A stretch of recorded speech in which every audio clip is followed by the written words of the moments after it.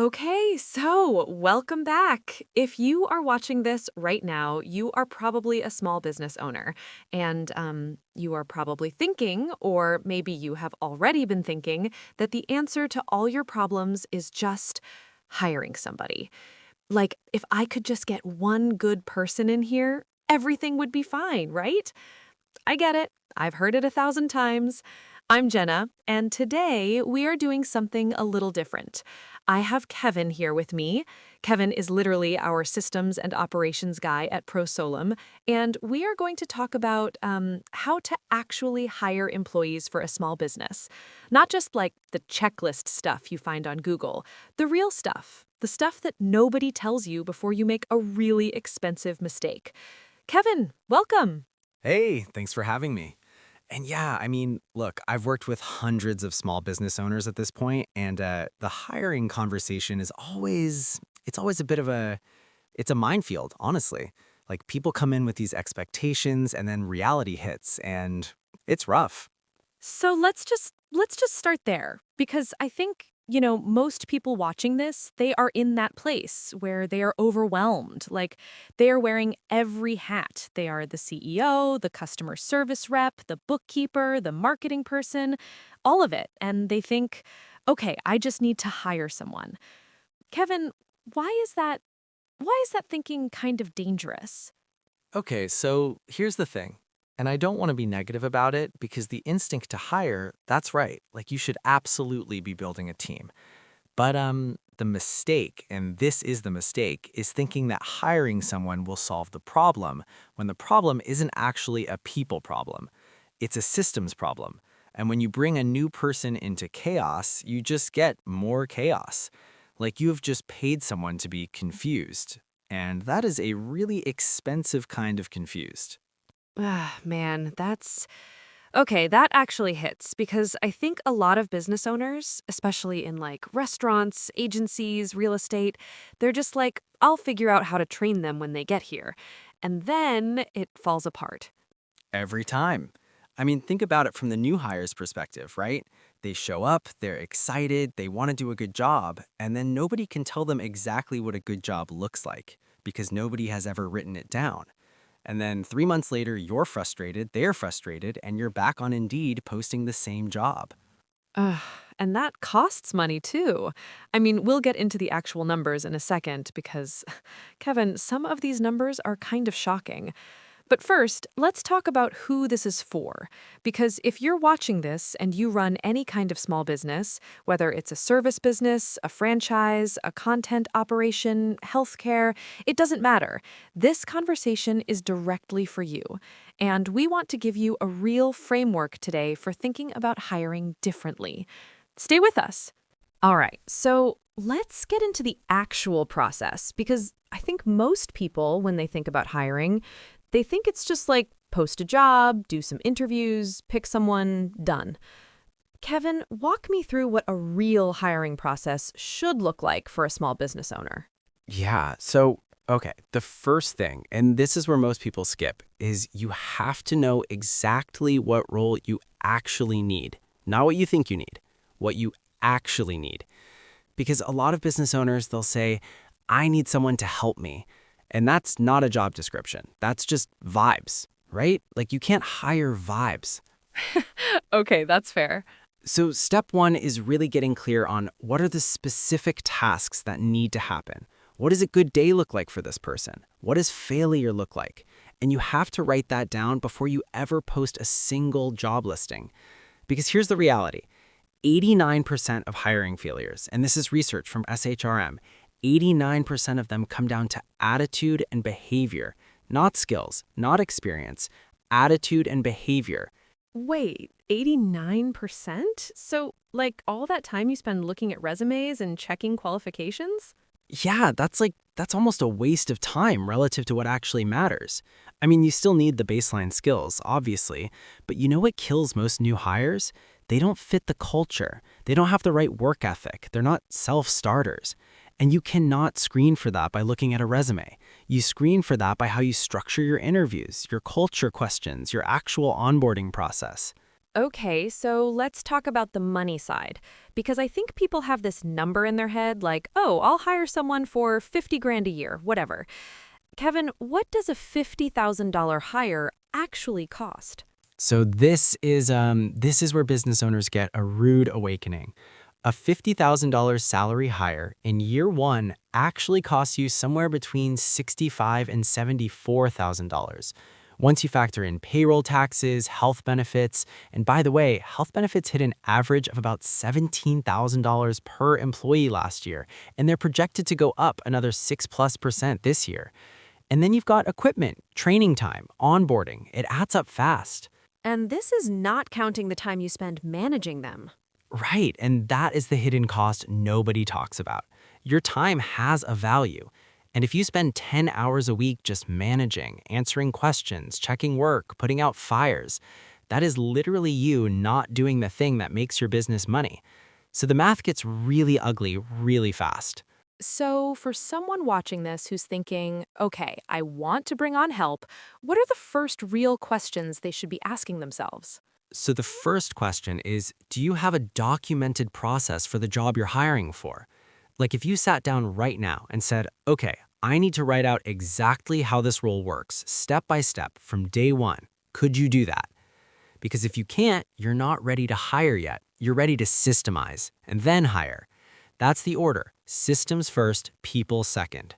And this is so counterintuitive for most business owners. Like, we're builders, we're doers, we're like, let's just go, we'll figure it out. And then we pay for it later.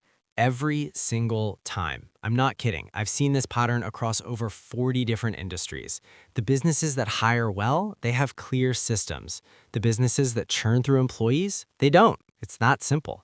Okay, so we have talked about why hiring is harder than people think. We've talked about the real costs. Let's get into why do most hires actually fail? Because I think the failure part is where people can really learn something. Yeah, so, okay, failure mode number one, and this is the big one, is what I call the sink or swim onboarding problem.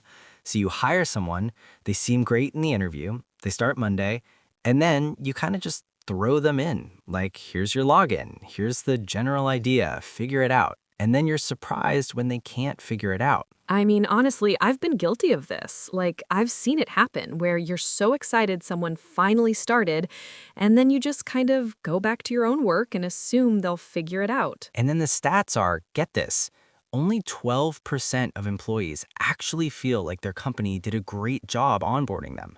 12%. And about 20% of new hires leave within the first 90 days.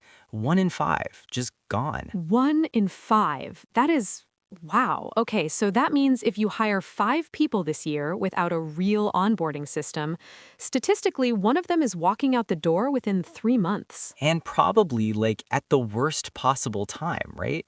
Because usually when they leave, you've already invested weeks of your time and their time, and it's like, ugh, we're back to square one. So, what does a good onboarding actually look like for a small business? Because I don't think people realize, like, you don't need a huge HR department for this. You really don't. What you need is documentation. You need to be able to hand someone a clear step-by-step description of what their job actually looks like, not a vague job description, like a real SOP, a standard operating procedure. Here's how we answer emails. Here's how we follow up on leads. Here's how we handle a customer complaint. Written down step by step with screenshots if possible. And when you have that, the new hire can actually succeed. They don't need you to hold their hand every step of the way because the process is already in their hands. This is interesting because I think a lot of business owners hear that and they think, okay, great, so I need to spend my weekends writing SOPs, which sounds terrible. Right, and that's the trap. Because if you do that, if you try to sit down and document everything yourself before you hire, you'll never hire. You'll just keep putting it off because it's a huge time commitment. And here's where it gets really interesting.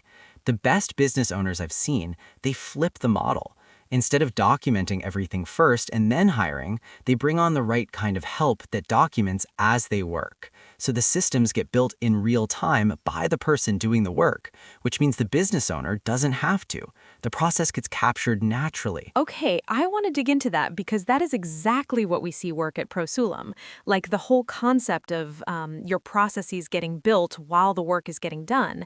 That changes everything about how you scale. Because now you're not just getting work done, you're building a system that can run without you. Exactly. And it's kind of wild once you see it in action. Like there's one client, he runs a content creation business, YouTube focused, and he was drowning, literally 100+ comments a day, 300 referral requests a month, text messages constantly. He was completely buried. And within 3 days, his person was independently handling complex questions on his behalf because the process was being documented as they went. 3 days? I mean, that's the part that always kind of blows people away when they first hear it. It does. And I think the reason it blows people away is because most people have only ever experienced the old model. You know, hire someone, babysit them for months, hope they figure it out.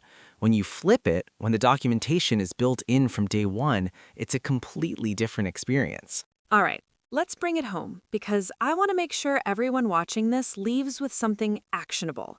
Kevin, if someone is sitting there right now and they're thinking, okay, I need to make a change in how I hire, I need to build better systems, what's the actual framework they should start with?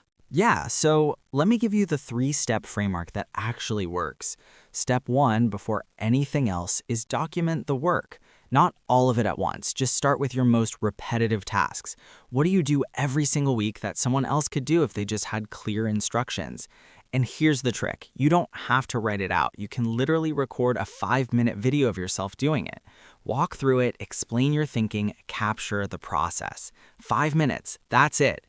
Step 2, delegate intentionally. That means you're not just handing off tasks, you're handing off systems. There's a big difference. When you hand off a task, you're the bottleneck every time something goes wrong. When you hand off a system, it runs without you. And step 3? Step 3 is scale what works. Because once you've got documented processes and someone executing them consistently, that's when you can start adding more. More roles, more functions, more capacity. But only then. And I want to be really clear about something here. This framework works whether you're hiring a full-time in-house employee, a part-time contractor, or a virtual systems architect. The principles are the same. What changes is the cost structure. Okay, so let's talk about that because, you know, at Sulum, we work with a very specific kind of help, virtual systems architects. And I think people hear the word virtual assistant and they have a certain picture in their mind, like someone who just does data entry or something. Kevin, what's the difference? It's night and day. A regular virtual assistant can do tasks, sure, but most of the time you're still managing them. You're still checking their work, you're still giving them constant direction. A VSA, a virtual systems architect, is built to actually clone you. The whole model is document, replicate, scale. They document what they do as they do it, they replicate your processes, and then as things scale, everything runs consistently because the system is already built. You're not the bottleneck anymore. And I think what surprises people is the cost. Because if you think about it, hiring a full-time in-house person, you're looking at, what, $3,500 to $6,000 a month at minimum once you factor in everything? Benefits, taxes, overhead. And going up. Benefits costs alone are projected to rise another 6+% this year. So yeah, it's only getting more expensive. Our VSAs come in at roughly half of what you'd pay for in-house. And there's no overhead, no benefits, no downtime. And this is the part I love, they've already been through a 6-tiered hiring process. Only 3 out of every 100 applicants even make it to a client, so the vetting is done. We have clients running 10 location restaurant operations. I'm talking $15 million in revenue with one VSA. One. And that VSA handles bookkeeping, social media, customer service, catering leads, systemization, all of it. And that's been going on for 5 years. One person, 5 years. $15 million in revenue managed. Okay. So I just want to recap what we covered today because I want this to really land. Number 1, hiring before you have systems is how you create chaos, not solutions. Number 2, The real cost of a traditional hire is way higher than most people think. We're talking $65,000, maybe $74,000 all in for a $50,000 salary. Number 3, 89% of hiring failures are attitude and behavior, not skills. So your interview process matters way more than the resume. And number 4, the businesses that grow and actually get their time back are the ones that flip the model. Systems first, then people. And ideally, people who build systems while they work. Exactly. Now look, if everything we talked about today hits close to home and you're sitting there thinking, okay, I need to do something different, here's what I want you to do. First, if you want to know exactly where your business stands right now in terms of how systematized you are, go take the free quiz at quiz.myprosulum.com. It takes literally 2 minutes, and it'll show you exactly what your biggest bottleneck is. And if you are curious about what it would actually look like to bring a virtual systems architect into your business, no pressure, no sales pitch, just click the link in the description below and book a free discovery call. It is genuinely just a conversation. You'll find out if it's a fit, if it makes sense for your specific situation. Nobody's going to twist your arm.